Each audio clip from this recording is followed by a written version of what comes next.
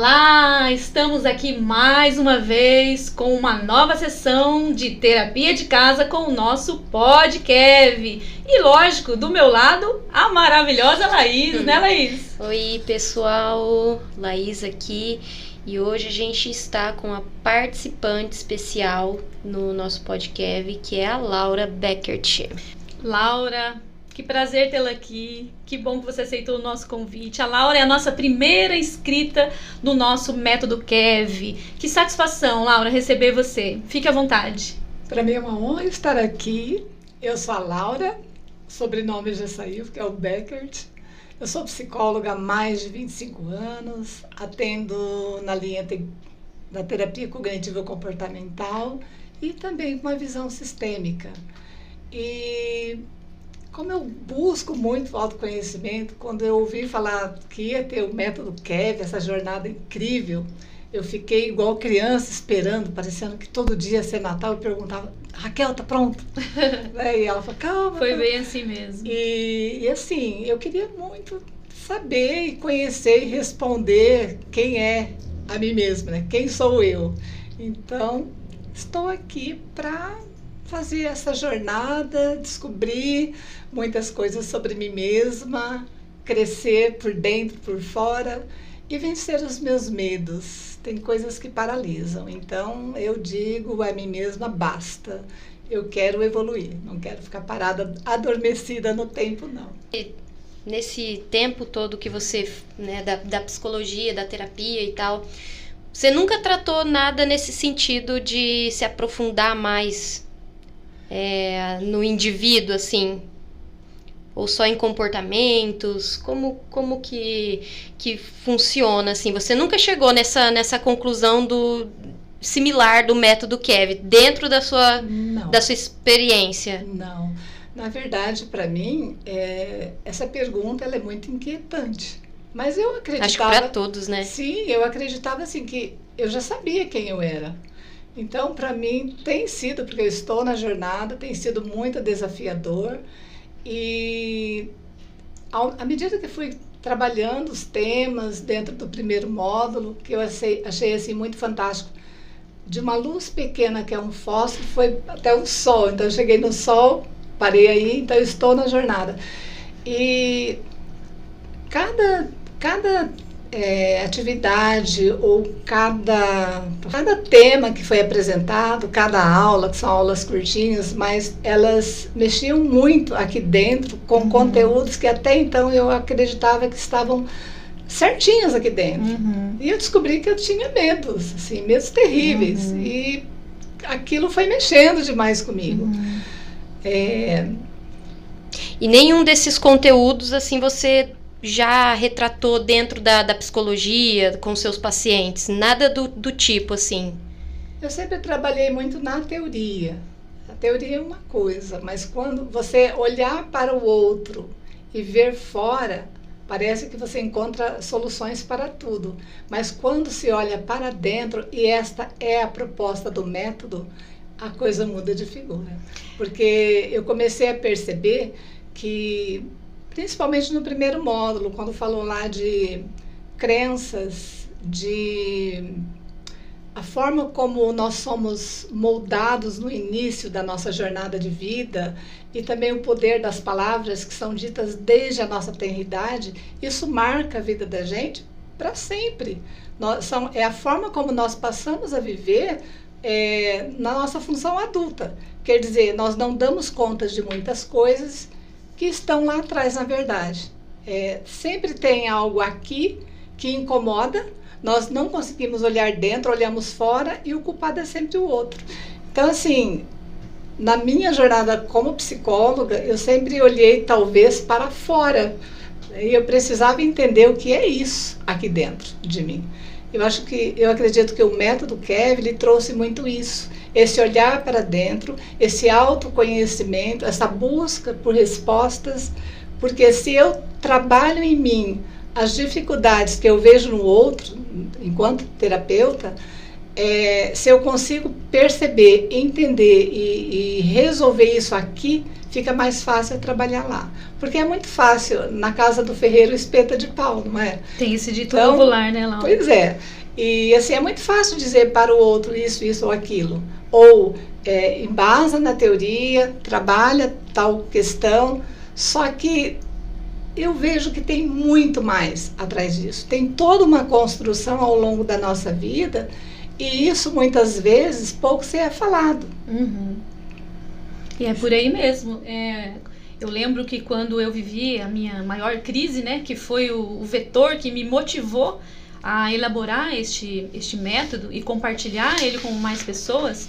Nossa, eu lembro que é bem nisso mesmo, Laura. Eu sempre buscava culpados para as minhas dores, acusando as pessoas. Olha o que fulano fez comigo, olha o que fulano falou pra mim. E não pode, eu ficava indignada, porque eu sempre olhava pro outro, né? E escondia, de fato, a minha real dor. Era uma raiva que eu tinha. E a gente sabe hoje, né, Laura, nos nossos estudos, né, até dentro do Kev também é possível, que como a gente embala a nossa dor, né, em alguns sentimentos disfarçados de raiva, por exemplo, né? E assim, a construção de tudo isso, eu lembro, pelo menos de mim, assim, ao longo da minha infância, o que eu era ou o que eu não era. Né? Geralmente, eu lembro assim, e eu acho que o método Kev me fez ver muito isso, principalmente nesse primeiro módulo, o que eu podia fazer, o que eu não podia fazer, e crenças que se estruturaram tanto ali, forma de olhar a vida se estruturaram de uma forma tão intensa ali, que eu estava reproduzindo ela na minha vida. Uhum. E é interessante que tem nesse processo todo o raio-x da identidade, né? Desse inconsciente, na verdade. Que é uma das aulas, né? Isso, que é uma das aulas. E aí eu descobri que não era nada daquilo que eu pensava que eu era. Olha que interessante. Eu falei, ué, mas tá, aí sim, o que foi que eu fiz então? Como eu estou ainda na jornada, eu ainda estou garimpando muitas coisas. Uhum. Mas a primeira coisa que eu fiz, e lá tem um exercício que trabalha isso, é responder as questões. Quem é você? Aí eu comecei lá, eu sou isso, pontuei tudo. Uhum. E foi muito ruim aquilo, porque eu via só o negativo. Eu acho que teve 2 ou 3 que eu falei, nossa, só isso aqui era uma coisa boa. Uhum. O restante era só derrota. Eu falei, nossa, e tá. Achei que era aquilo mesmo, no meu achômetro, é isso mesmo.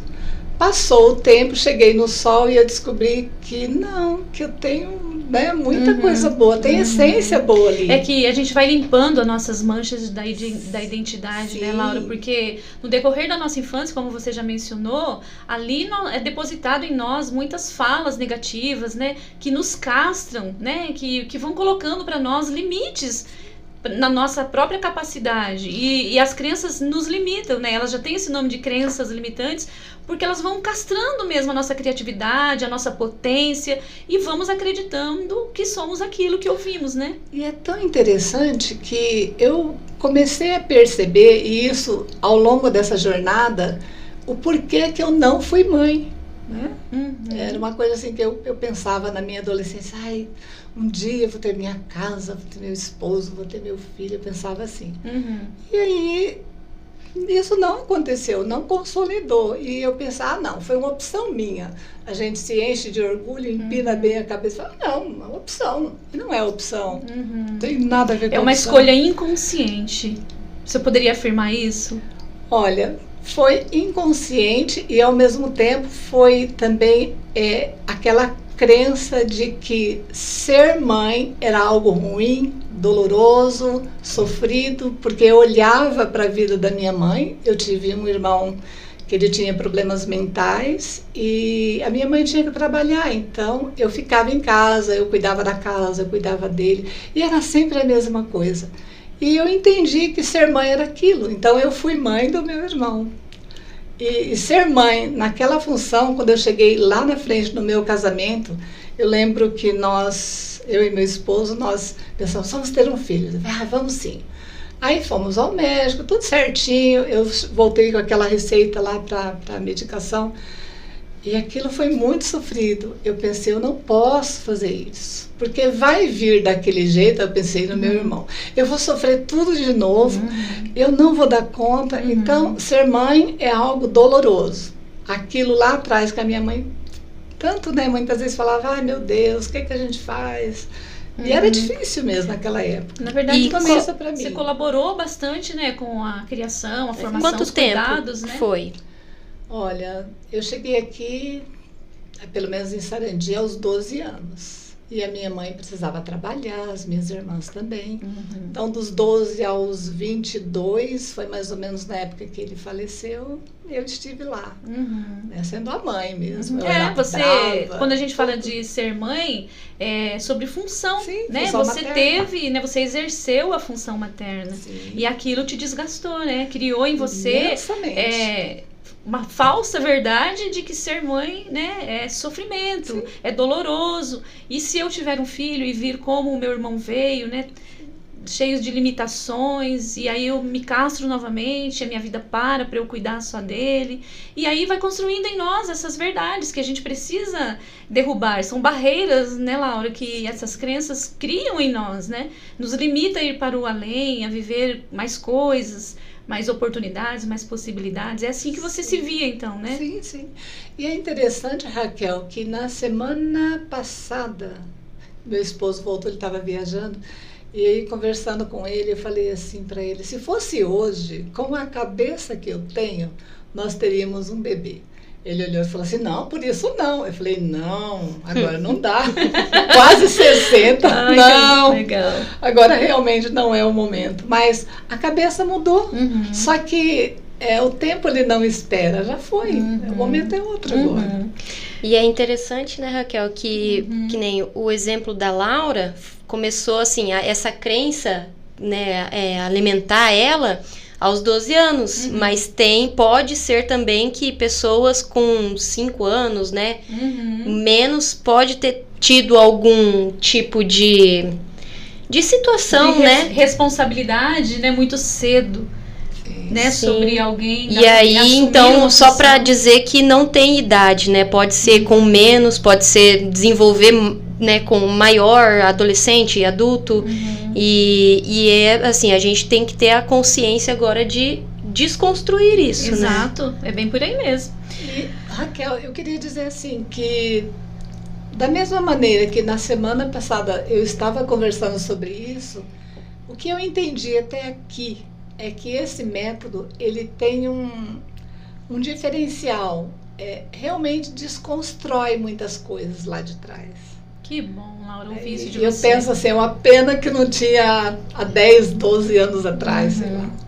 E é uma coisa tão nova, né, que eu precisei ir pro fundo do poço para experimentar a maior dor da minha vida, que foi uma dor de desamparo emocional, e aquilo me retratou assim, aliás, me revelou algo tão que eu guardava, sabe, Laís, de uma forma tão profunda. O inconsciente vai jogando lá pro fundo, né, Laura? Como a gente fala daquele bloco de gelo, né? Joga lá pro fundão, na parte que você nem acessa, que você nem sabe que você tem aquela dor.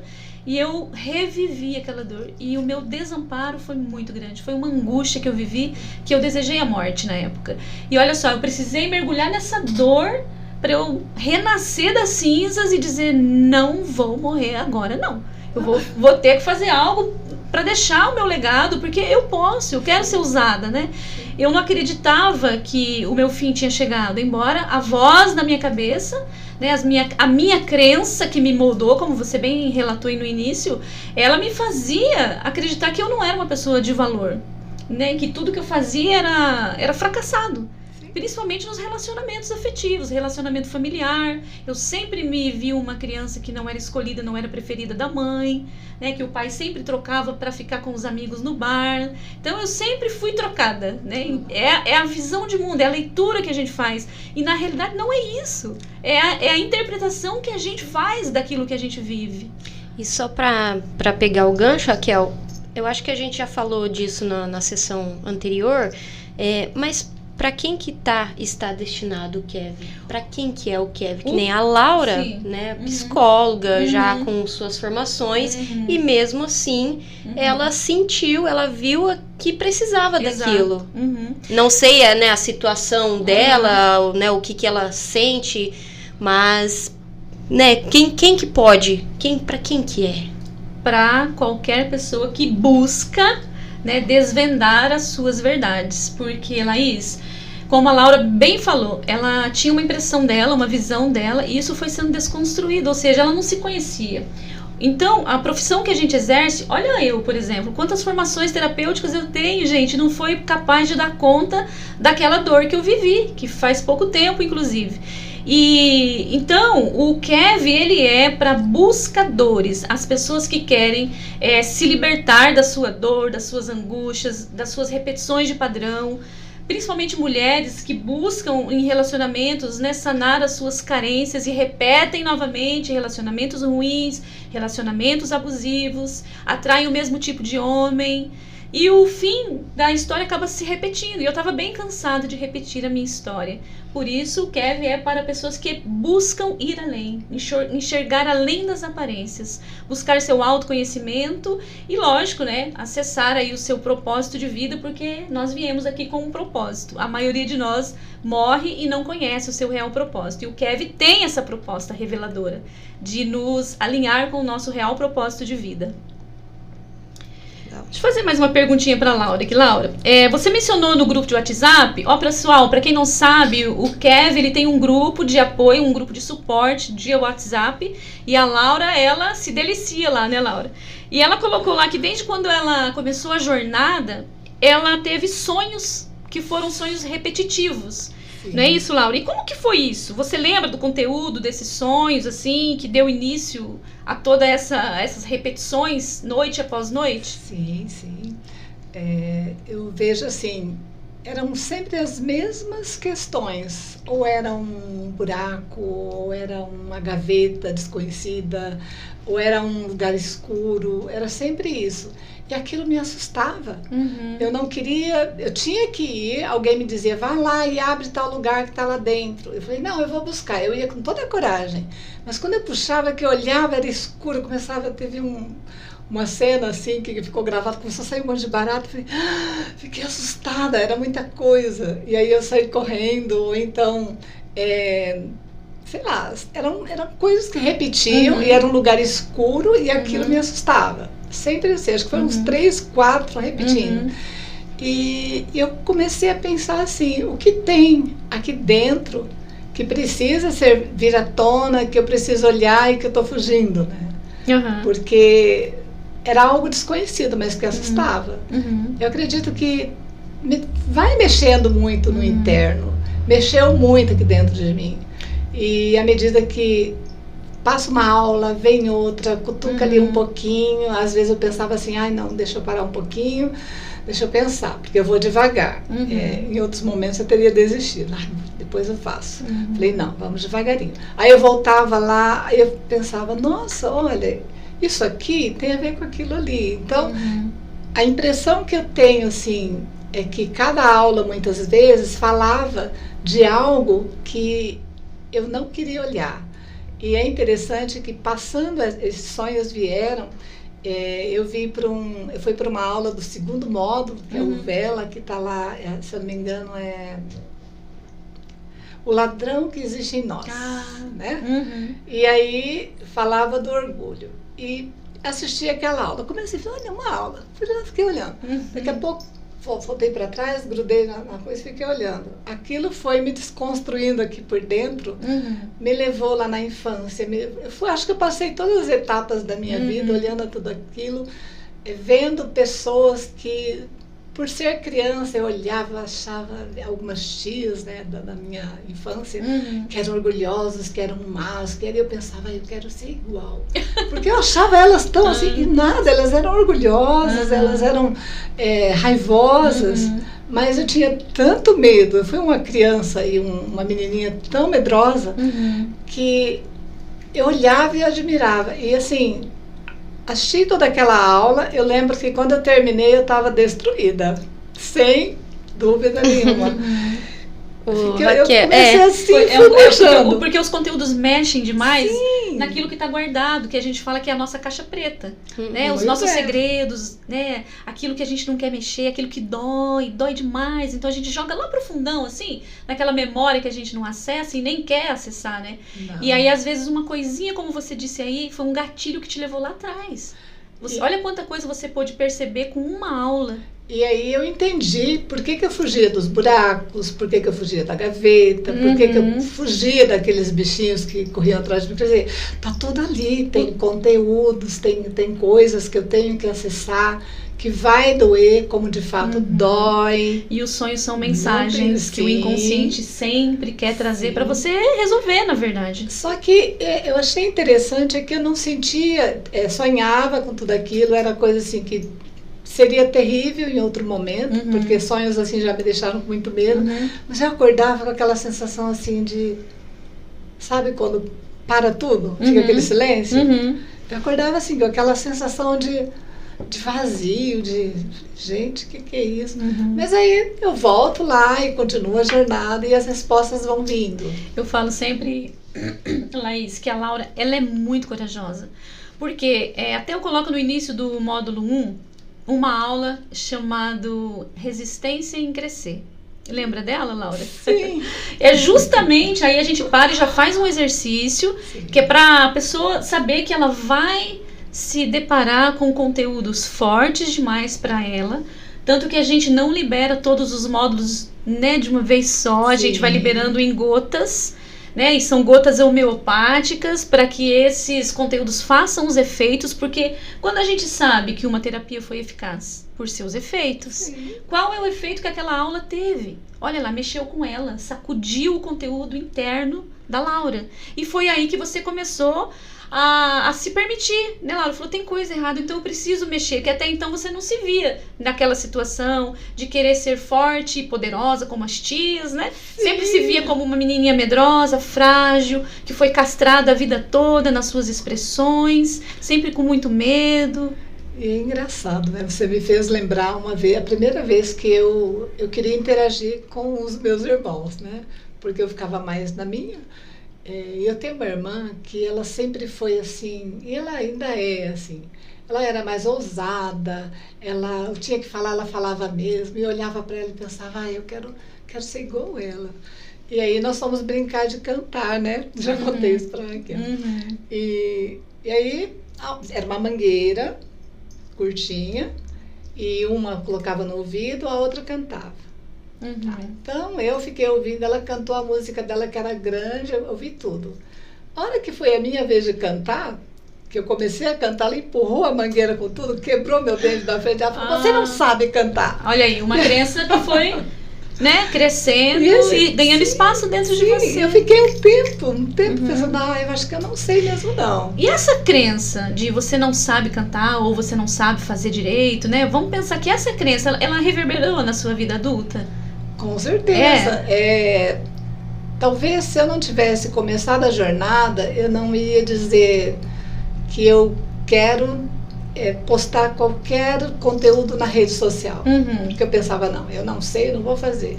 E não é verdade. Você acreditava nisso que a tua irmã afirmou naquele momento, que chegou até a quebrar o seu dente. Porque ela não sabia cantar e aí reverberou em outra questão, né, no caso. Na verdade, ela sabia cantar, ela cantou, mas a interpretação da irmã, a interpretação da irmã te fez acreditar que você não sabia, tanto que ela ficou nervosa com você, não teve paciência de te ouvir e quebrou teu dente, é isso? Sim, com a mangueira, né? Foi assim, eu fiquei tão sentida na época, eu lembro, que criança dilui tudo, né, de certa maneira. E depois a gente foi brincar em outro momento, mas eu nunca mais cantei, eu nunca mais... Aí, ó, tá vendo? Nunca mais. Viu como eu ficava quietinha, assim, né, E aí, em outras questões, assim, que você fosse começar, por exemplo, um projeto, você... tinha alguma coisa assim, será que eu sei fazer isso? Será que nem agora você vai começar com os conteúdos, né? Sim. E aí você também tava com esse pé atrás de vou, não vou, será que eu vou dar conta? E aí eu acho que acaba pegando em outros aspectos, né? Uma coisinha que daí, tipo, da canção lá, acaba pegando, acho que em outros aspectos que a pessoa vai começar a fazer e ela fica, será que... É como se... traumatizações que nós vamos ao longo da vida somando. E que vem através do julgamento, né? Ela foi julgada e ela acreditou que aquela afirmação da irmã era pura verdade. Então ela, como ela tá falando, reverberou na vida adulta. E é tão interessante que esse tempo atrás, eu conversando com ela, eu falei, aconteceu isso. Ela falou assim, nossa, eu fiz isso com você. Eu não posso ter feito isso. Ela nem lembra. lembrava. Né? E aí nós descobrimos que, de certa maneira, ela é muito agitada, né? Ela é aquela pessoa que você vai na casa dela, é tudo impecável, tudo arrumadinho. E ela é muito... Ela não para. Fala, gente, na época acreditava no TDAH, só pode ser TDAH. E ela é assim, é o jeito dela. Ô, Laura, tem uma aula lá dentro da plataforma do Método Kev que você fez um comentário sobre honra. E aí eu lembro que na época da edição dos vídeos, antes da gente lançar, o editor falou assim que tinha editado essa aula e mexeu muito com ele, porque ele acreditava até aquele momento de assistir a aula que ele honrava os pais. E aí aquilo foi desconstruído nele, ele ficou assim mal, ele disse que ficou por um tempo bem reflexivo, e aí ele entendeu que ele não honrava os pais, que ele nem sabia de fato o que era honrar. Ele achava que sim, mas no fundo, rasgou um véu dos olhos dele e ele viu que ele não honrava os pais. E isso aconteceu também contigo? Sei bem como é. Como muitas pessoas, eu venho de um lar que ele era bem disfuncional. A minha mãe era aquela pessoa que trabalhava bastante. Tudo que a minha mãe tocava, ela tinha uma habilidade fantástica de prosperar. De crescer, de prosperar. Ela era aquela pessoa que era o mais. E o meu pai era aquela pessoa assim que ele era bacana, mas quando ele, do nada, ele virava assim o humor dele, ele ficava muito nervoso e ele começava... Eu lembro que assim, eu era criança e por um tempo ainda algumas cenas eu tenho para mim, que foram eu que vi, e outras a minha irmã mais velha sempre conta. Quando ele ficava raivoso, ele pegava um saco daquele de estopa assim e enchia de coisas da vendinha que tinha lá, né? Enchia tudo e sumia. Então ele ficava lá 2 meses, às vezes 3, segundo minha irmã. Aí ele voltava bonzinho e tal. Minha mãe sempre, né, tinha as crianças, ela sempre acolhia, e aí de novo vai lá e ela vai. Então foi isso aí por um bom tempo. Quando nós mudamos, nós éramos de Brasília, no caso, tá? Nós moramos lá até 69, comecinho de 1969. Depois nós mudamos para o Paraná. A minha mãe veio para cá porque ela pensava assim, vou para perto da minha família, porque lá não vai ter problema, ele vai ficar melhor. Só que continuou igual, né? Era do jeito dele. E assim, ao longo desse tempo, eu fui crescendo, até uma certa idade, enquanto ele esteve lá, depois eles se separaram, eu perdi as contas de quantas vezes a minha mãe escapou de morrer. Então, de garrafada, de faca, de machado, de martelo, de pancada, de prato que ele jogava. Então, é isso que a gente vivia, né? Como criança. E com a separação, a gente escuta, né? Aquele filho da peste, aquele homem. Então, xingamento. Não é o pai, né? Mas enfim. E aí, eu começava a olhar para ela. O que eu fiz? Eu acredito que eu comecei a me identificar, a honrar mais essa mãe, a admirar essa mãe, e eu excluí o pai. Passou o tempo, né? Você vai estudar, você vai conhecer, você amplia conhecimento, você conhece as terapias, eu fiz terapia, enfim, todo esse processo. E aí cheguei na aula, né? Parte 1 da honra. E que está no 2º módulo, se eu não me engano. Isso. E lá eu percebi que eu era fiel à mamãe. Né? Então, leal, eu honrava, né? a mãe. Muito demais da conta, a minha mãe. O meu pai, eu falava assim, então, mas ele deu o que ele tinha. Né? Você contava uma historinha para você, para conformar essa filha revoltada? Mas ele ficava do ladinho e era a mãe. A minha mãe foi embora ano passado e eu comecei o processo com a jornada esse ano. Porque algumas coisas inquietaram aqui dentro também. E foi bacana estar entrando em contato com as terapias, porque também me ajudou muito a superar todo esse processo. Eu achava que era impossível viver sem a mãe. Mas a gente precisa caminhar a jornada. E agora você vê essa outra visão de honra para o seu pai? Sim, fui fazer o exercício da honra. Ó, muito legal você falar sobre isso. E até eu quero falar assim, Laís, que os exercícios práticos que existem lá dentro do nosso método KEV, né, que é do terapia de casa, é fazer uma sessão de terapia estando em casa. A Laura sabe, a Laura tem feito, a gente acompanha o progresso dela, ela tá em quase 90% da jornada já concluída. E ela mencionou, porque a gente dá o suporte, né, para as pessoas que buscam, falou, não entendi essa aula, eu esbarrei, eu sofri demais, me revelou isso, tal. E a gente vai para o suporte da pessoa que está ali inscrita fazendo a jornada. E a Laura trouxe uma situação e eu falei assim, essa situação ainda é a questão do pai. E ela já tinha até feito o exercício, né? E eu costumo falar, pessoal, que os exercícios práticos lá dentro do KEV, né, do nosso método, ele é como se fosse um fermento que vai mexer na massa e vai fazer o bolo crescer. O bolo precisa ser mexido, mas ele precisa desse ingrediente, desse exercício prático para a gente experimentar. Para a gente saber o que é de fato tomar o pai, tomar a força desse pai, aceitá-lo verdadeiramente no nosso coração e não excluindo, como a Laura relatou, que havia feito, né, por muito tempo, mas que ela contava essas historinhas para ela, que estava tudo certo, era o pai que ela teve, mas no fundo, bem lá no fundinho, que eu costumo falar, quase encontrando o petróleo, a história era outra, né, Laura? Isso, e quando eu fiz o exercício uma vez, eu não continuei a jornada. Falei, não, pera lá, deixa eu entender isso melhor. Passou um tempo, fiz de novo. E eu vejo assim que vai caindo por terra tantas coisas, sabe? Os meus julgamentos, quantas vezes eu olhei para ele com desdém, né? Eu lembrei assim que na última vez que o meu pai ele veio visitar a gente, eu me escondi. Eu fui lembrando dessas coisas, eu falei, nossa... E eu lembro que você até mencionou em uma das nossas conversas que você se culpava demais por não ter ido neste último encontro, né? Porque eu nunca mais vi, né? E as minhas irmãs contam como foi. Eu não tenho essa lembrança. Mas, né, para mim foi muito rico passar por esse processo de fazer esse exercício novamente, de sentir novamente, de poder falar.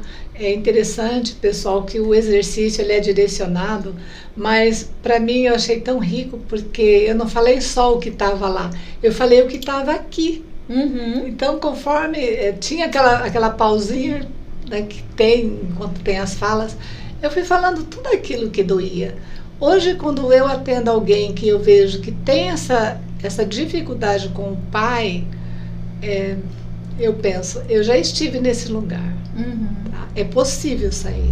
Ô Laura, e esse exercício do pai foi o exercício assim que mais mexeu com você? Foi o mais difícil, mais doloroso? Foi o mais doloroso. Foi? O mais doloroso. O mais doloroso, né? Teve mais algum outro que te paralisou, que você falou, meu pai, agora não vou nem pra frente nem pra trás? O fio da meada. Fio da meada. O fio da meada foi assim. Explica um pouquinho, se você lembrar dele, pro pessoal, o que é esse fio da meada? O fio da meada é você precisa encontrar a pontinha daquilo que realmente te machucou. Daquele novelo, cheio de nó. É como novelo, você tem que achar a pontinha, tem que puxar.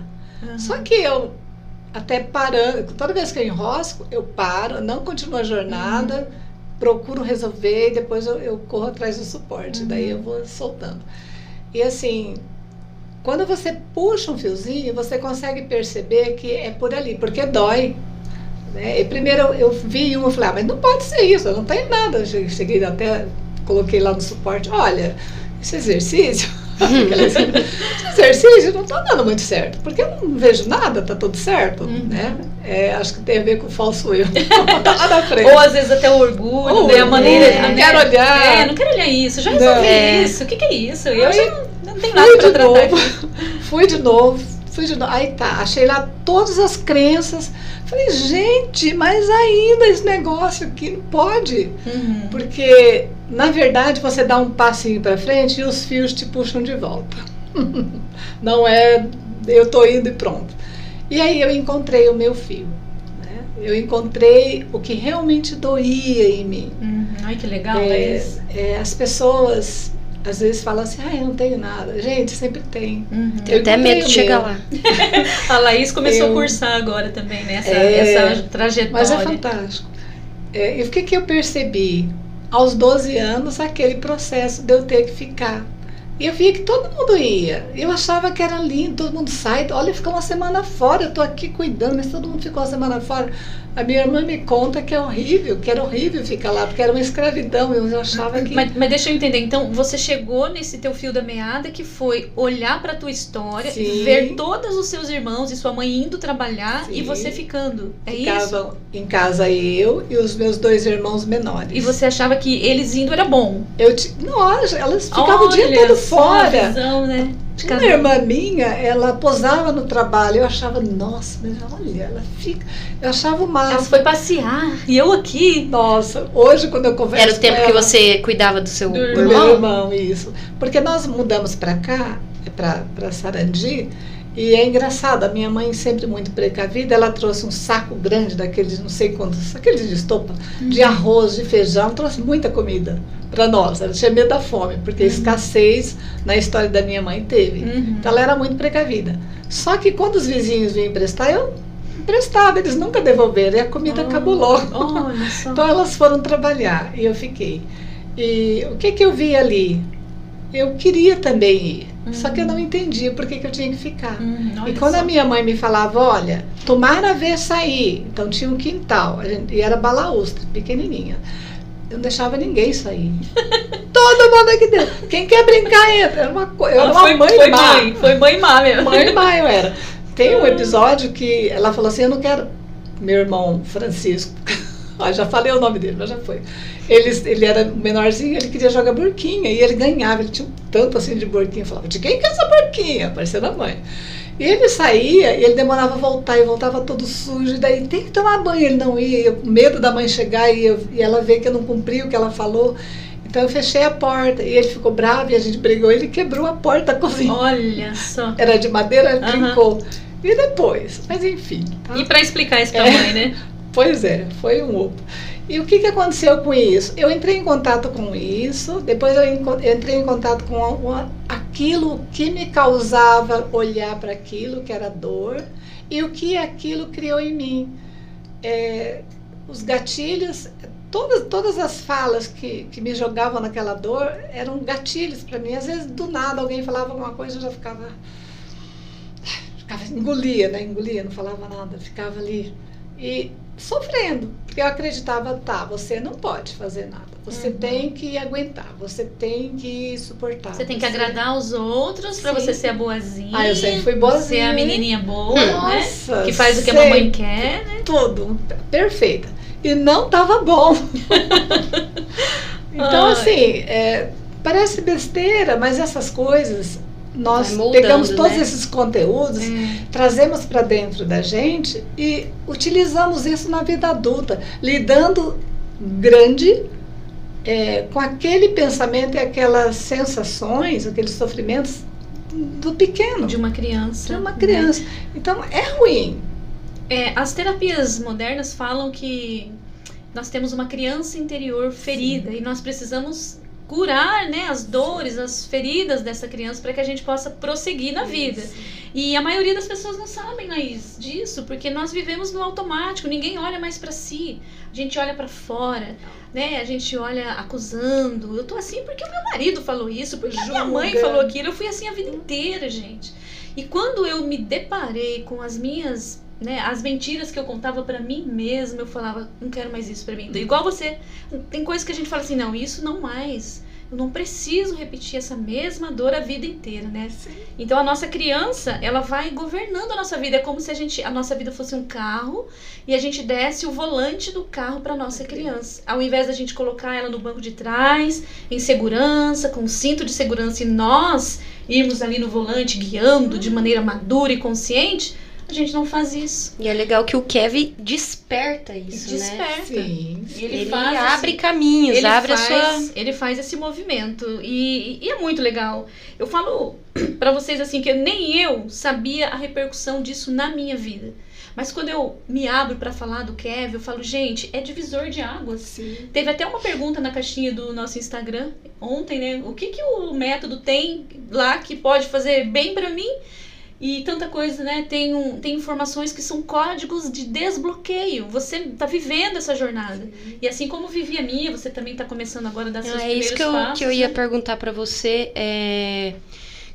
Quais tipos, assim, vai da pessoa, né? O que a pessoa, a situação da pessoa, mas quais tipos de desbloqueio o Kev pode desbloquear? Olha, a Laura é o nosso grande exemplo, porque a pessoa tem que querer, não é, Laura? Porque o Kev, deixa eu só concluir, daí você entra falando, ó, o Kev, ele tem essa proposta de quebrar todas as barreiras, das menores até as mais profundas, até as mais endurecidas. Mas a pessoa ela tem que dar o sim dela. Nós damos da nossa parte na terapia, de 100%, que é o terapeuta e a pessoa que é assistida, nós damos o nosso 100%. Mas a pessoa precisa dar o 100% dela. E por isso que eu admiro muito a Laura. Não é à toa que você é a nossa primeira convidada aqui.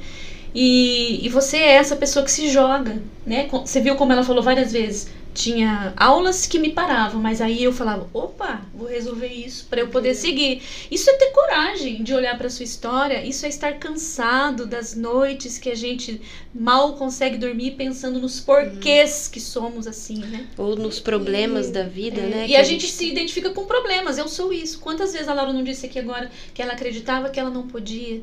Que ela acreditava que ela não fazia direito, que não fazia certo, né? Tem a ver com a origem do medo. Eu acreditava que eu não era inteligente. Olhei. Mas aí eu escrevi um livro na minha adolescência. Olhei.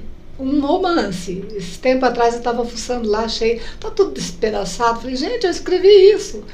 E eu lembro, porque não tinha nada para fazer, não tinha televisão, não tinha celular, não tinha nada do que tem hoje. Então, eu acredito que as poesias que eu escrevia, tudo aquilo, saiu de mim. Sim. Então, tem alguma coisa errada, né? Eu olho hoje para tudo isso e eu vejo. Eu queria dizer assim, de certa maneira, quando a gente olha para a origem do medo e acredita naquilo que está ali, aí sim a gente paralisa. Então, tem muita coisa para viver, tem muita estrada para caminhar. Só que se você parar e falar assim, não adianta. Então, você já está com a crença limitante sobre você mesmo. Será que não adianta mesmo? E hoje eu procuro me despertar um pouquinho diferente. Eu acho que hoje eu sou uma crítica diferente comigo, porque eu pergunto mais para mim. Antes eu falava, é assim mesmo. É desse jeito, não vai mudar. Vai assim. E o que eu penso disso tudo? Até quando eu pensei na jornada, e eu já passei por... Assim, eu sempre gosto de buscar. Então, eu já fui procurar entender o que são os traços de caráter, já fui entender, buscar outras fontes. Outras fontes, outros conhecimentos, porque eu trabalho com pessoas. E eu fico pensando, o que eu conseguir entender e resolver em mim, eu vou poder ajudar o outro de uma forma promissora. Então, essa jornada, ela tem um quê especial para mim, porque ela não é só simplesmente uma jornada. Isso tem mexido comigo de uma forma ímpar, porque hoje eu vejo assim que tem até um pouco mais de espiritualidade em mim. É uma coisa muito gostosa, né, de olhar e de sentir. Legal você tocar nesse assunto. É a base, né? Eu costumo falar assim, Laura, que o método Kev, ele é uma bússola, né? É como se acionasse um sensor quando você começa a chegar perto da tua essência. Olha com as cascas que tinham envolvendo a tua essência, né? Cobrindo essa essência, como se a sua essência estivesse soterrada. Sim.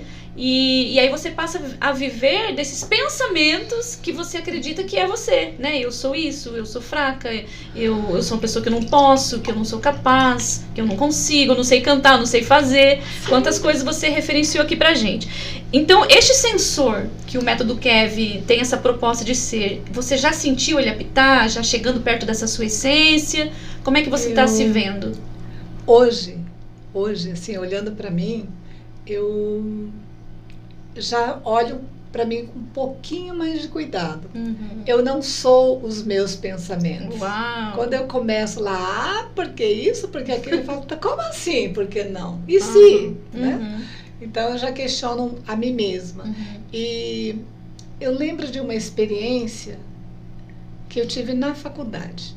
Na faculdade não, já tinha saído, já estava trabalhando. Eu trabalhava no município de Sarandi com grupos de terceira idade, então eu me jogava lá e eu fazia um monte de coisa. Enfim, eu cantava. Era criativa, eu inventava, dinâmica. E era muito gostoso. E aí, do nada, me convidaram para ir no Unicesumar, na época, para falar sobre a dor, né? É a pessoa que sente dor, mas é o somático. E aí eu me preparei assim um mês inteirinho. Eu li, eu organizei, eu fiz tudo bonitinho. A palestra que eu ia dar era às 8, acho que era 8h30, era a segunda. Não, minto, era 9 horas a minha, e depois às 10 ia ter a última. E aí do nada cheguei lá toda pronta, lá tá, arrumadinha, lá. Falei, bom, vou fazer. Aí o moço chegou em mim e falou assim, olha, o professor fulano de tal, ele vai ter que viajar, então a gente trocou a tua palestra, vai ser a última. Falei, tudo bem, falei, não vejo problema nenhum, me preparei, vou lá e eu trabalho com gente, estava tudo certo aqui dentro. Tá. Aí fui, todo mundo foi lá, minha irmã falou assim, olha, o pessoal tá falando que tá cansado. Eu falei, não, mas a minha palestra é boa. Aí tá, fui. Aí comecei lá, e falei da dor, como ela começa, e falei como que as pessoas buscavam no município, que sempre tinha uma queixa, e era uma queixa somática, e tá, e comecei, minha mão tá e assim, foi interessante que enquanto eu tava, acho que eu tava na metade já, aí comecei a olhar o povo levantando e saindo, porque hoje eu vejo, eles eram estudantes, estavam cansados, já tinham recebido a nota, eu era uma estranha, enfim.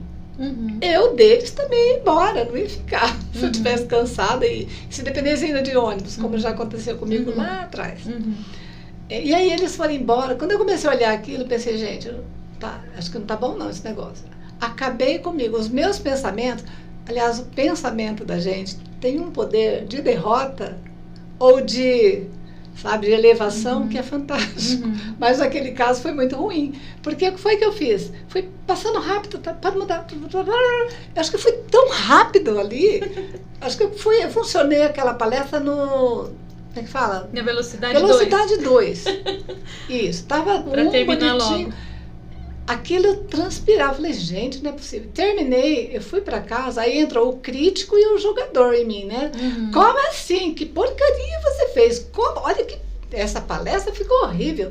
E eu nem dormi aquela noite. Nossa, olha só os danos. Foi horrível. Eu falei, gente, nunca mais, não vou não. E aí, bloqueei. Né, isso daí. Passou muito tempo, assim... É engraçado que quando se atende individual ali, hoje, a forma como eu fazia lá atrás eu já não faço mais. Acho que eu evoluí, eu consigo ver, não vejo mais aqui, ampliou a forma de olhar, de entender, e com mais ferramentas, e eu já não tenho esse medo, né? Então, o que doeu lá atrás, hoje, para mim, já não... Deixa eu te fazer uma pergunta em relação aos seus atendimentos. Você consegue, assim, no momento que você está atendendo a pessoa, você olha para ela e vê determinado comportamento e aí você fala, lá no Kevin eu já vi isso, e é isso. E você tenta colocar isso para a pessoa, tentar mostrar para ela que tem um novo jeito de ver aquela situação? Sim. Já aconteceu? Já aconteceu. Inclusive lá no primeiro módulo, quando fala das 5 grandes dores, eu já estudei os traços de caráter. E aí correlaciona bastante, um pouquinho diferente agora, porque não é só uma visão, é isso, mas a forma de funcionar, que também tem a ver muitas vezes com a dinâmica que a pessoa tem na família, ou as dores que ela guarda, ou as crenças que ela alimenta. Então, eu vejo assim, se eu tinha esse espaço para olhar, eu diria que eu ampliei ele. E isso é fantástico. Então, muda bastante. Já mudou os meus atendimentos, eu vejo. Eu vejo que você relata, assim, que você já destruiu, né, muitas barreiras que você pode ter vivido no decorrer de toda a sua experiência aqui, né? E qual foi a maior barreira, Laura, que você já derrubou? Olha, Eu acredito que eu estou começando nessa destruição de barreira, porque eu tinha para mim o seguinte pensamento: eu não vou nunca mais me expor, nunca mais. Sabe o que é nunca mais? Não quero, pronto, acabou. E ao mesmo tempo eu falo, tá, mas eu escrevi isso, é tão legal, mas... E hoje, assim, acho que eu estou ousando. Então, esse negócio de nunca mais, eu joguei ele fora e eu falo hoje, por que não? E eu não preciso agradar ninguém, sabe? Eu preciso ver se está gostoso para mim. Porque em proposta nenhuma eu vou estar lá para ferir alguém. É sempre o acrescentar ou somar de alguma maneira, ou levar alguma coisa que vá fazer o outro sentir-se melhor ou repensar. Então, eu não preciso ter medo. Acho que esse medo é algo que eu começo a desconstruir. Olha que legal. E antes o medo te dominava. Sim. E hoje você controla o medo. Eu sei que deve ser um desafio gigante controlar, né, enfrentar os nossos gigantes, porque são gigantes, né? Se você tem o medo de falar em público, de se expor, você tem o seu corpo respondendo a tudo aquilo, né? As sensações, né? A gente começa a transpirar, dá uma coisa ruim na barriga, né? Começa a gaguejar. E eu entendo você, mas por isso que eu te falo, você é bem corajosa, Laura, que você tá se jogando, uma da coisa mais gostosa de ver do Método Kev é ver essa diferença dessa Laura que começou, né, que era até pelo que você retrata aqui, uma visão infantilizada, cheia de expectativa, né? É como se fosse esperar o Natal chegar, Natal chegando, aquela coisa eufórica. Mas quando você coloca o pezinho lá dentro deste ambiente, fazendo terapia de casa, é isso que eu queria que você falasse para o pessoal, que dá resultado. Fazer terapia de casa, se você se abre e você se joga na proposta que a terapia tem, que é te tirar desse lugar de trevas, não é, Laura? A gente pode dizer assim? Sim. Que a gente está tão afastado da nossa essência, que é luz, que a gente está soterrando a nossa luz. A gente precisa dar vazão a ela para que deixar ela dirigir a nossa vida. Sim. É isso? Eu diria, e eu devo sim acrescentar, que não adianta só você ir lá, comprar, né, um produto e não utilizar. O caminho, como diz o Rumi lá, né, na fala dele, o caminho, ele só vai aparecer, ele só vai se mostrar para quem caminha. Para quem caminha. Então não adianta eu comprar um livro e deixar o livro lá, Fechado. eu tenho tal livro. É. O livro é um livro, vai continuar lá, mas todo o conhecimento que tem neste livro, se você não trouxer para você, não vai vir por osmose. Eu vejo assim que cada pessoa conhece a sua dor, a sua delícia. Cada pessoa conhece onde que dói. E a dor de cada um, ela não é um privilégio, a minha dor é maior. É dor. E se dói, por que não tratar? Acho que é um caminho.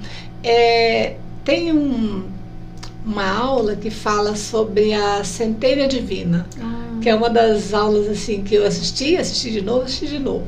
Falei, nossa, olha, e é lindo isso, porque se nós temos algo tão maravilhoso dentro da gente, o que nos impede de viver isso? Sabe? Então, por que não?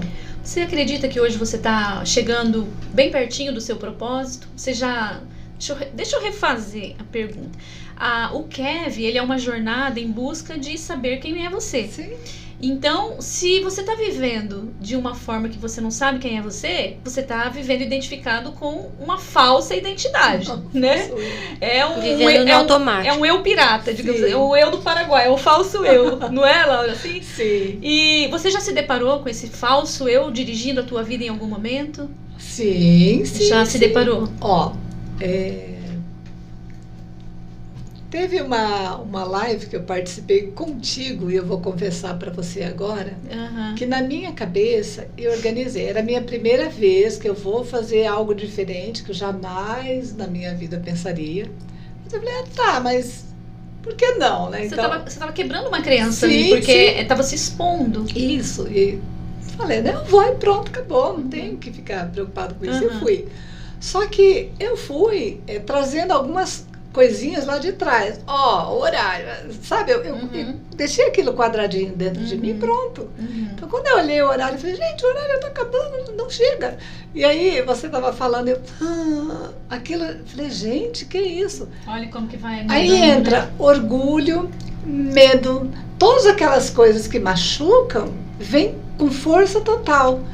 E assim, depois que passou, eu falei, gente, mas fiz tudo errado. Porque daí vem o grande crítico e o julgamento. Porque aquilo parece que desce assim, e olha, é horrível. Como que eu consegui sair dali? Buscando a minha centelha, eu diria. Falei, gente, tá, foi como foi, mas demorou muito ainda, muito. A gente até coloca assim, que a gente sofre quando a gente não aceita o fato. Sim. Quando existe a aceitação de que, essa frase que você falou, foi como foi, a gente deixa de sofrer, porque a gente segue o fluxo. E o fluxo é isso, é uma coisa natural, leve, e todo momento que finaliza, você não tem o que fazer mais pelo que passou. Não, já foi. Porque sempre a gente está vivendo o agora. Você já se deparou nessa questão dessa presença, de estar no agora, de ser presente no momento? Já está nessa descoberta, Laura, de conseguir olhar e falar assim, não, eu tô acelerada demais, ou então eu tô lá no passado me julgando que eu fiz tudo errado, que eu passou do horário, eu me perdi porque eu tinha me programado assim. Isso não mais. Eu diria que não basta você ir lá, passar por toda a jornada. E, pessoal, é fantástico. Eu queria dizer assim que os exercícios escritos são especiais, mas os exercícios guiados são sobrenaturais, eu vou colocar dessa maneira, porque são muito ricos. Então, não adianta você só lá e fazer fiz jornada, pronto, e agora? Não. É uma musculatura interna que a gente precisa sempre e sempre estimular. Então, eu me olho bastante. Às vezes, até com o meu marido, eu começo a conversar com ele e ele está falando alguma coisa. Em outros momentos, eu ia falar, não quero ver isso não. Aquela chata, né? Tô cansada. Para com isso. Sabe aquela crítica? E quem não é assim, né? Será que não tem nenhuma mulher ouvindo isso que também não seja essa criquelenta, né? Que fica implicando, brigando com aquela tesoura, podando. E essa semana ele estava mostrando que a gente quer construir, né, em outro lugar. Ele estava mostrando, olha, tem esse aqui, o que você acha? Eu olhei o chalé que ele estava mostrando e olha, amor, eu não gostei. Você falou? Eu tô falando aqui, vai que ele escuta, né? Amor, eu não gostei. Mas eu falei para você, olha, você gostou? Eu devolvi para ele. Aí ele mostrou outro, falei, nossa, esse é lindo. Tá? E outro, você falou, não quero ver isso não.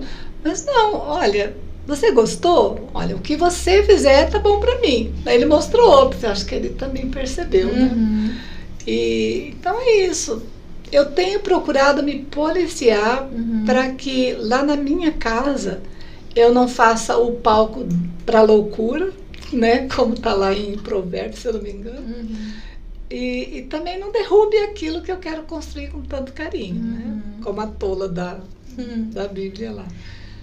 Ô Laura, e você citou a Bíblia, e é uma coisa que a gente fala muito no método, inclusive no último módulo, que é o caminho de volta para casa, né? Esse caminho do filho pródigo, que deixou a casa do pai, onde ele tinha tudo em abundância. É a nossa história retratada na história do filho pródigo. Jesus fala disso usando as parábolas, e eu descobri, fazendo um novo estudo, que essa história de parábolas, ela é muito antiga. Sim. Ela, inclusive, Natã, que era o profeta, que Davi gostava demais de Natã, Natã, para fazer Davi enxergar o que ele tinha feito, que foi matar Urias para ficar com a esposa, que é a Betseba. O Davi, ele trama a morte de Urias, que era um servo muito leal, ele era um guerreiro de ponta do exército de Davi. Mas Davi não enxergava o que ele estava fazendo, porque ele possuiu a esposa daquele guerreiro e a mulher engravida. E aí Davi fala, e agora? A punição para um adultério é o apedrejamento, é morte por apedrejamento. E aí ele não consegue enxergar o que ele está fazendo. Aí Natã vem e conta uma história, fala assim, olha Davi, eu tô com um problema. Eram duas pessoas, um homem pobre e um muito rico, mas o rico era muito rico. Ele tinha um rebanho, ele tinha muito gado, ele tinha muitas ovelhas, e ele tinha, sabe, aquelas coisas com fartura. Já o outro era muito pobre, ele tinha aquela ovelhinha que ele cuidava com tanto amor, ele se apegou tanto, tinha tanto zelo que a ovelhinha passou a comer o que ele comia, a comer no prato junto com ele.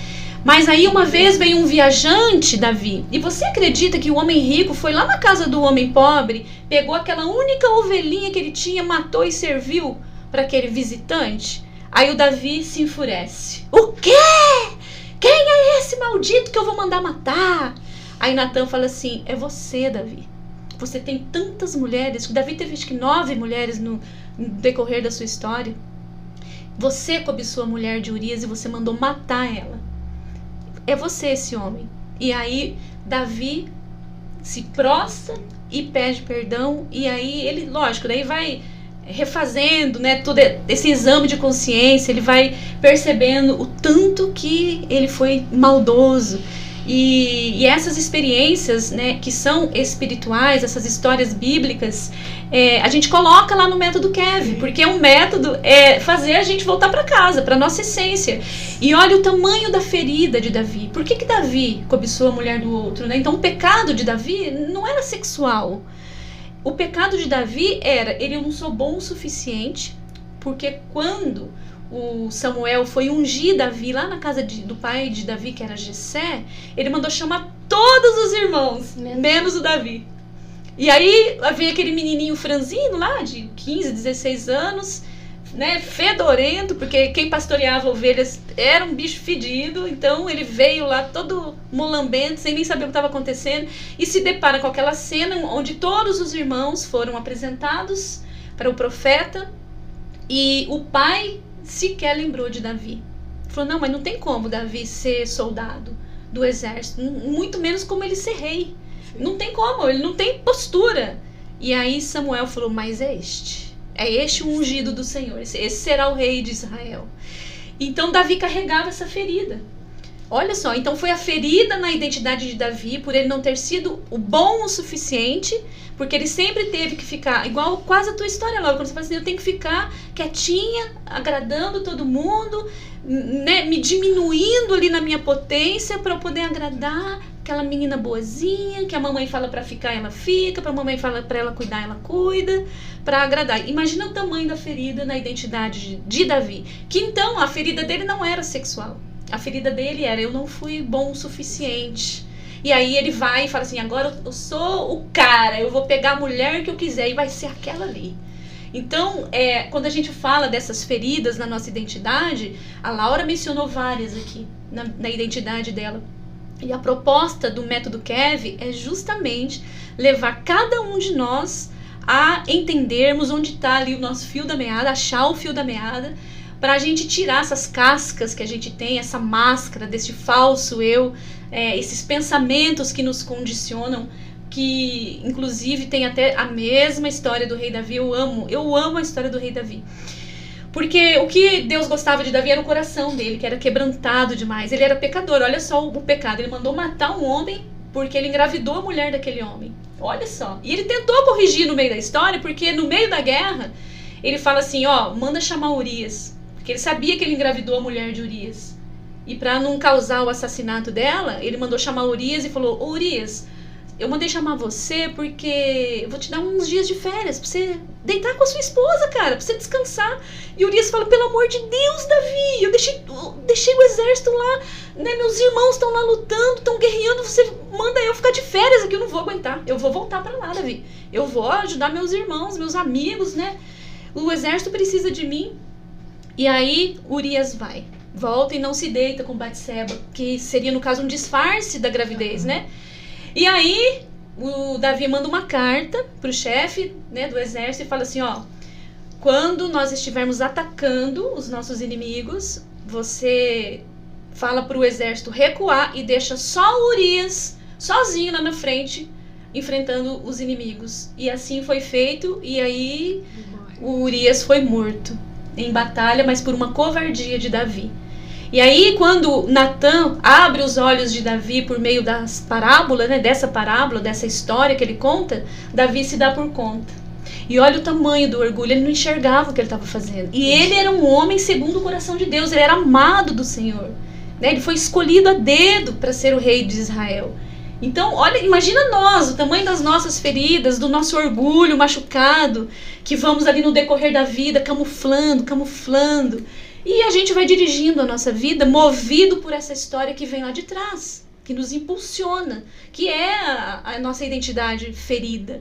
E como foi para você ter essa experiência espiritual também? Você já conseguiu despertar teu espírito, fazer essa conexão, dar os primeiros passos de volta para casa, como você falou, que é a aula da centelha divina, né, que habita em nós, ela faz parte do nosso DNA. A nossa matriz biológica, ela tem sede dessa verdade, que nós somos de origem espiritual. Como é que é para você, Laura? Você já conseguiu fazer essa conexão? Você gosta das histórias bíblicas, dos heróis bíblicos que estão ali, dessas feridas, né? Que às vezes contada num púlpito de igreja a gente não consegue visualizar, mas que quando a gente mergulha de fato para conhecer a verdade, nós temos a revelação no nosso espírito, e aquilo nos move a querer saber também da nossa história. Como é que é isso para você? Hoje eu diria assim, eu vou dizer o que eu sinto. Às vezes, quando eu me sinto angustiada com alguma razão, com algum acontecimento, às vezes uma preocupação, por mínimo que seja, ela pode tirar o sono. Uhum. Mas eu vejo assim que hoje eu encontro respostas. Uhum. Às vezes uma besteira até, que eu tô lá, mas será que eu tenho que fazer tal coisa? E a resposta vem. Hoje eu leio mais, sabe? Eu tenho minhas leituras particulares, né? Da Bíblia também. Comecei a aprender a fazer oração, porque eu era aquela uma que Deus falava, vai, lá vem ela. Pede. Ai, meu Deus, abençoa. Não é assim. Não é. Né? Então, hoje eu consigo olhar e dizer que há grandezas. Estou num processo de começar a tatear. Às vezes sai uma frase, eu fico, nossa, que frase linda, saiu de mim. Porque eu não quero escrever tudo ali e decorar. Eu quero que ela brote. Aquela que vem do coração, lá no nosso secreto, só com o Pai, né? Hoje eu tenho mais isso. Antes eu tinha que ter o controle. Eu estou buscando soltar o controle. Porque você procura controlar tudo. Você não controla. Você não controla os pensamentos. Quanto mais controlamos, mais a gente pode errar e mais ainda sofremos. Mais sofrimento, porque se você quer controlar, é que você já não aceita as coisas como são. Eu vou controlar, que nem você falou do horário da live. Eu quero controlar para que as coisas não saiam, entre aspas, do meu controle. E as coisas são como são. E aí você entra em sofrimento, porque você julgou que aquilo saiu do seu controle e foi ruim. E é tão engraçado que depois que passou tudo, que eu comecei a olhar e pensei... E, aí, agora já foi. Não, e interessante que antes de começar aqui, a gente se deparou com um colega aqui nos bastidores, ele falou que assistiu e que se divertiu muito com a gente, que a gente fez, né, uma simulação lá de que estávamos discutindo e que ele se divertiu, que ele levou aquilo a sério, e era pra gente mostrar né, o drama que a gente faz na vida. Mas interessante você falar da oração, porque lá também tem uma aula falando da oração. E eu me lembro agora, Laura, que eu até começo a aula e mostro, né, a diferença que é orar quando a gente ora com as nossas emoções afloradas e quando a gente está ali nem lá e nem cá, nem com as emoções, mas ainda também não estamos espiritualmente vivendo em essência, né, vivendo do nosso espírito. E depois, como é orar em espírito? É muito diferente, não é, Laura? Aquela aula me não é só o pedinte, bastante. né, orar em espírito... Que inclusive eu queria fazer um parênteses aqui, que lá no Terapia de Casa tem um guia de oração, que não é uma oração pedinte, né? É uma oração de dentro. De entrega, de conexão. E quem quiser, né, que não tenha muito esse apego, né, esse íntimo de orar, de estar ali na intimidade com o Pai, vai lá no Terapia de Casa, tem um guia lá nosso de oração. Isso. É só digitar lá oração no comentário que você vai receber o link do guia. Isso, inclusive a capa desse vídeo é a capa que tem Jesus e uma criança, né? Para mostrar que nós temos uma essência pura e nós precisamos despertar essa essência. Então, se você não sabe orar, não sabe por onde começar, né? Nessa questão de oração, começar a ter essa relação, vai lá que já é um início para você aprender, né? A se entregar. E é até legal falar porque Davi, embora ele foi um homem que, igual todos nós, né? Porque não tem ninguém santo nesse mundo a não ser Jesus, mas que ele se quebrantava. Ele se quebrantava através do arrependimento e ele se prostrava e ele era íntimo de Deus e ele se entregava mesmo. E ele falava, Senhor, né, o que eu fiz, eu creio em Ti, né, seja por mim, eu confio em Ti, eu quero essa relação íntima. E ele se entregava e ele foi aquele rei que marcou a história. Até hoje, olha, nós estamos aqui falando do rei Davi. Né, que faz parte da linhagem de Jesus, né, que antecedeu Jesus para que Jesus pudesse existir, né? Jesus é um descendente de Davi. É muito linda a história. E eu gosto muito de usar a história bíblica por um olhar mais aprofundado, sem essas coisas mais superficiais, essas interpretações rasas. A Laura sabe disso, ela está fazendo a jornada e eu acredito que você não tinha se dado conta, né, Laura, sobre a diferença de uma oração que ora pedinte, né, mendigando ali para Deus algo para este mundo, me ajuda a pagar aluguel, me ajuda a arrumar um emprego, sabe aquela coisa de minha alma, né? Para que o que é uma pessoa que se descobre filha de Deus, que se descobre herdeira de Deus, é muito diferente. Eu quero que você chegue lá nesse ponto, Lala. É uma sensação indescritível. Sim, e parece que as coisas vão se acomodando aqui dentro. Às vezes eu me vejo assim, fazendo minhas orações, e aí eu começo a olhar para mim mesma e eu falo assim, mas não tá bom. Eu falo, não, é o que está saindo. E aquilo vai, daqui a pouco eu tô num êxtase, assim. É que a fé, ela vai amadurecendo, né? Nós vamos nos relacionando com Deus de fé em fé. Nós vamos provando a justiça de Deus de fé em fé. Então, se você ainda é uma criança que está gatinhando, respeita, porque a tua fé te levou a esse momento, né? A este processo dessa relação. Então, o que você vai receber? Está na Bíblia também.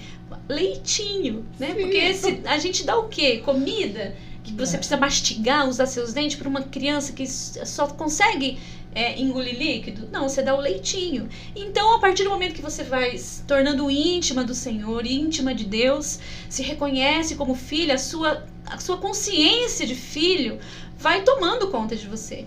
Igual o filho pródigo que estava lá mendigando para comer a comida dos porcos, quando ele para e fala, mas poxa vida, eu saí da casa do pai onde eu tinha tudo, eu tinha um banquete, e eu quis experimentar as coisas do mundo com a consciência mundana, e olha aqui eu querendo disputar a comida dos porcos, e nem isso me deixam.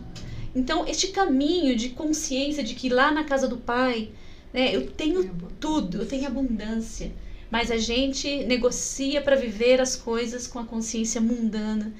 E aí a gente se afasta e vive do falso eu, não é isso, Laura? Sim. Falso eu, sofrimento, medo, acusação, as mentiras. Quem é o pai da mentira? As críticas. É o príncipe deste mundo, que é o nosso acusador, que está dentro da nossa mente. E a proposta do Kevin, pessoal, é justamente essa, é vocês compreenderem que dentro da nossa mente existe uma voz que ela não para.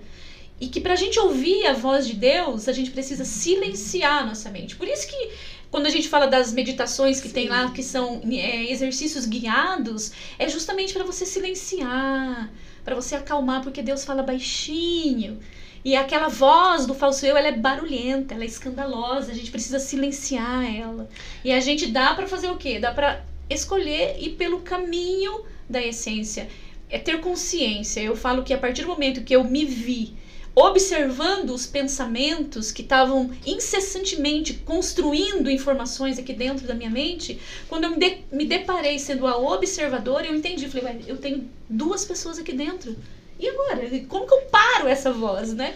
Então essa voz, ela para a partir do momento, quer dizer, ela não para, né? Ela diminui o volume a partir do momento que você vira o seu foco para um outro lugar, para uma outra voz, quando você silencia mesmo para ouvir a voz de Deus que fala baixinho, mas que é de uma profundidade, como é bom conhecer. Mas é maravilhoso.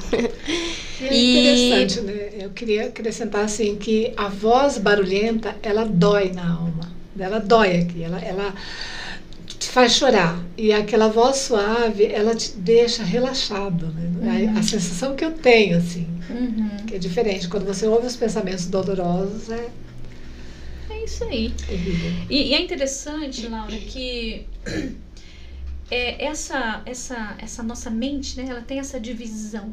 E a gente precisa dar vazão à nossa essência, não tem outro jeito. A gente precisa se reconectar, porque com a queda do homem, nós adormecemos o nosso espírito, ele ainda está dormindo no sono profundo, é um sono da morte. E aí a gente vive almaticamente, que é o mundo das emoções, vamos experimentando, né? A alma, ela gosta de experimentar, vamos por aqui, vamos fazer isso, vamos fazer aqui. E aí nós precisamos entender que aqui dentro, né, tem aquela voz que vai dizer sempre assim, ela é inquieta, como você disse aí, ela é acusadora, crítica, ela é julgadora, e ela sempre é uma voz inquieta e ela vive questionando. A voz de Deus, ela é faça. A outra, ela é questionadora. Mas você vai fazer, ela é cheia de argumentos. Você vai fazer, mas não vai dar certo. Você vai lá na live, Laura, não vai dar certo. Não vai dar certo. Cronometra lá o teu tempo, que daí você controla. Essa é a voz da sua cabeça, do falso eu. Mas a outra voz, ela é uma voz de certeza. Ela é uma voz da fé, onde não tem medo. Sim. Não existe o medo. Tem o cumpra-se, faça. E ela vai e faz. E o controle, ele é algo tão gigantesco, porque você não quer mais controlar coisas tuas, você quer controlar o outro. Você acusa, você aponta. É sempre fora. Quando eu digo sempre, gente, é dentro. Olha dentro, a resposta para tudo está dentro. E está. Tenho aprendido. Dentro do nosso baú, né? Do nosso tesouro. Tá, que o filho pródigo muito bem conheceu.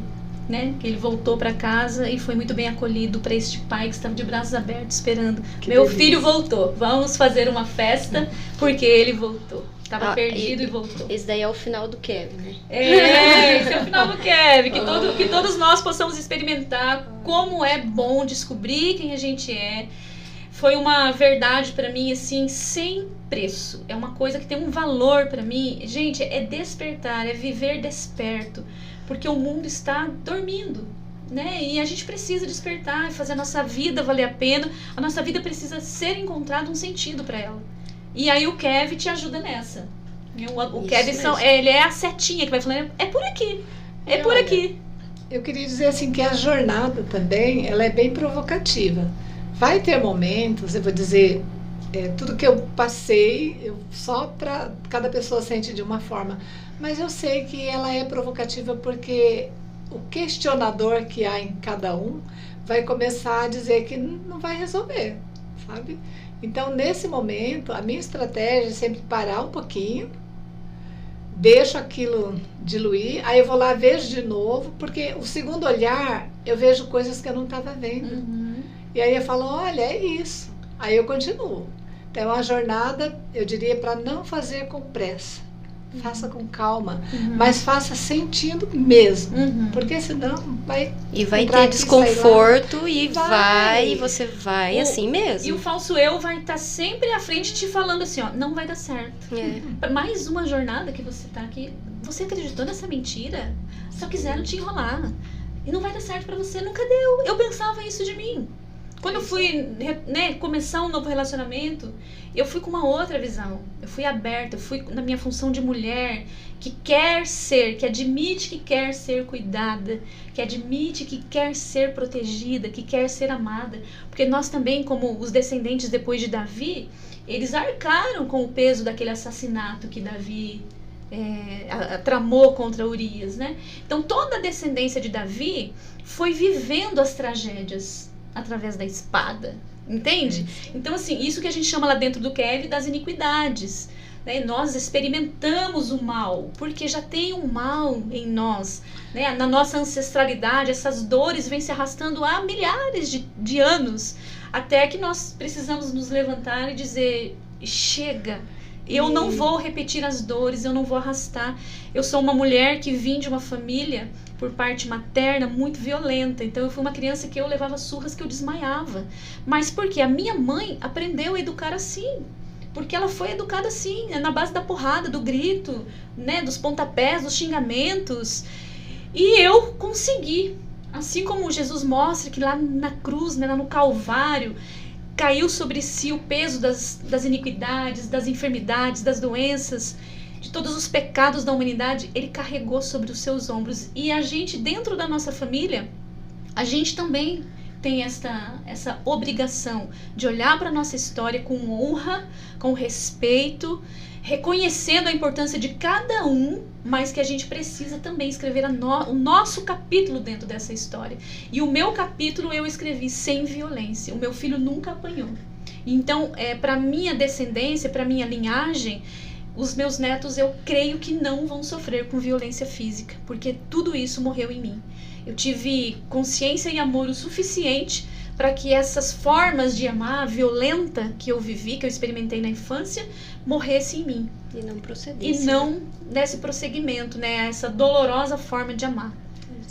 E dentro do Kev, pelo menos no processo em que eu me encontro, que eu já estou lá no último módulo, meados dele já, tem um exercício que, assim, para mim foi um exercício que mexeu bastante, que é rompendo com as iniquidades. Aí eu entendi, você dá um passinho para frente, vou fazer assim, aí te puxa de volta. É como se fossem fios mesmo invisíveis. Que te puxam, te seguram, né? Então, fiz uma, eu fico pensando, bom, deve ter mais coisas, então vou fazer de novo, mas eu não faço um atrás do outro, né? Você dê um tempo para maturar aquilo, para entender aquilo, para aquilo assentar dentro. E aí a gente consegue olhar mais o que tem, o que está aprendendo, o que está machucando. E vai soltando. E é isso. Laura, então uma última pergunta e bem sucinta, objetiva. A terapia de casa do método Kev funciona? Para mim, tem sido fantástica. Eu estou nesse processo e eu sei que eu vou concluir com louvor. Porque eu sei que eu vou sair lá da frente com o meu sol muito vivo, radiante, brilhante. Que é, como diz o último módulo, né? De um fósforo ao sol é muita luz. E eu tenho luz aqui. Isso aí, Laura. Que legal, hein? Laura, então se você tivesse que falar, você falou agora há pouco aquela frase legal. Se você quer conhecer o método Kev, se você quer vir, vem! Então, para encerrar, gente, se o nosso assunto tocou você, né, fez sentido, ou você conheça alguém que precisa, né, encontrar essa luz, precisa desconstruir ali barreiras, lá no Terapia de Casa, no link da bio, tem o link do método Kev, tá? E é só procurar lá no terapia.de.casa que você vai encontrar. É isso aí. E deixa eu dar aqui os meus parabéns para essa minha delícia de pessoa. Como é bom ter você na minha vida. Obrigada por partilhar os seus momentos de alegria e os momentos de tristeza. Conta sempre comigo, vou estar sempre nesse apoio. E parabéns pela tua coragem de enfrentar esse desafio, de se expor e vir dar a sua contribuição aqui para as pessoas que precisam tanto também desse despertar. Obrigada, viu, Laura? Obrigada mesmo. Imensamente essa oportunidade e, como eu pensava no começo, realmente é um presente. E deixar para trás todas as dores é fantástico. Sei que serei uma profissional muito melhor no futuro. Que Deus te abençoe infinitamente. Amém. Obrigada, pessoal, por estarem com a gente aqui em mais uma sessão do Terapia de Casa, apreciando, né, estando presente aqui no nosso podcast. É isso, Laís? É isso. Tchau, pessoal. Tchau, tchau. Até a próxima. Até a próxima.